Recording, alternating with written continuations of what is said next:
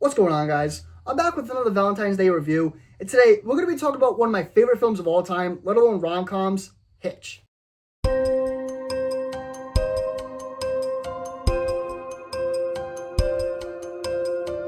Right off the bat, for my money anyways, the film Hitch is a true definition of a 2000s rom-com film. To me, it's a true feel-good film, packed with loads of fun and memorable scenes.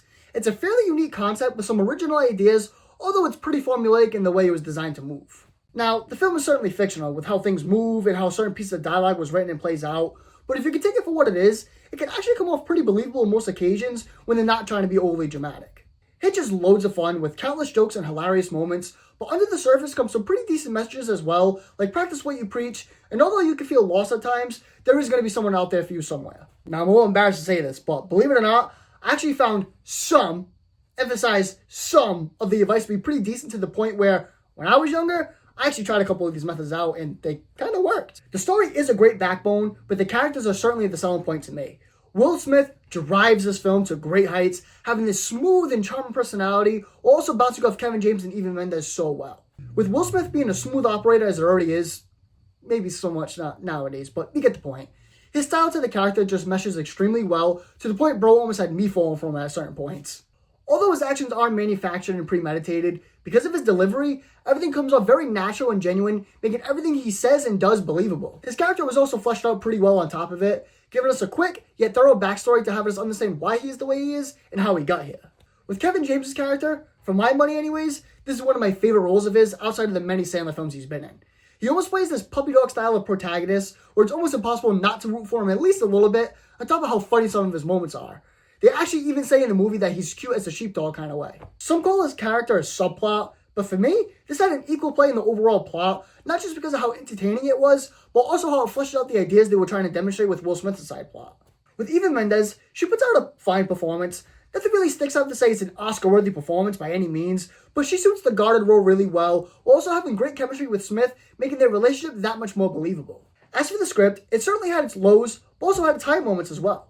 Throughout basically like 75% of the film, they incorporated Will Smith narrating some of the scenes, and for me, it worked really well, so the one-on-one dialogue doesn't overstay its welcome and get oversaturated, whereas the one-on-one dialogue that did take place was well selected and demonstrated. At its core, it can come off clunky, cheesy, and sometimes immature, but with the tone that was set, it generally just works, as long as you can get invested into the characters, which it did a good job in doing. With this being a rom-com, it of course has an overabundance of jokes, and for the most part, they land pretty decently. They didn't take every opportunity to drop a joke, so I found the comedy to be pretty well balanced, along with them doing a pretty good job using a good mix of simple funny bits of dialogue, along with funny actions, and funny dialogue that ties into the funny actions. And the last thing I wanted to highlight, which can be a mixed aspect for some, but it was the score and the soundtrack.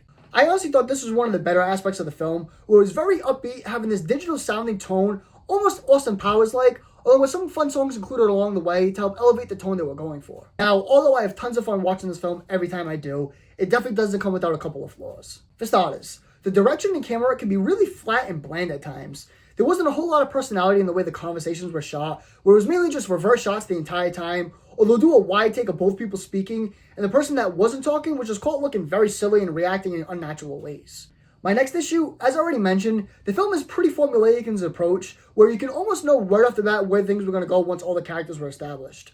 I personally think it's fine, because the film wasn't meant to break down any barriers or reinvent the wheel, but the sum, it can come off as a drag on top of the film being nearly 2 hours long.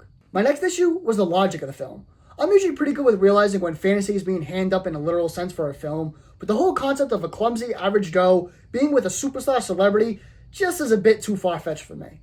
As mentioned a few times, the film does a good job bringing you in and making it easy for you to believe certain things and aspects, but there are more than a couple of things that are a bit too hard to overlook.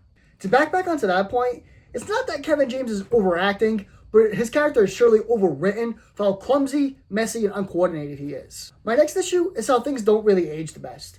Maybe for the time it could have worked, but the whole 3 dates before you get a kiss is a bit silly, along with how dramatic and long in the tooth the breakup to rekindling happened.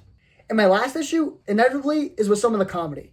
Maybe I'm just biased because I adore this film, but I would be lying if I said all the jokes and quirks worked here, because, as mentioned, some actions and pieces of dialogue are a bit hammy, unnatural, and dramatic. Overall, the film certainly has its aspects that hold the film back a lot, but as a whole, Hitch worked for me, and definitely worked for the time. Hitch gets a 6 out of 10 for me. Let me know what you think about Hitch in the comments below, and let me know what film you'd like to see me review next. See you guys in the next one.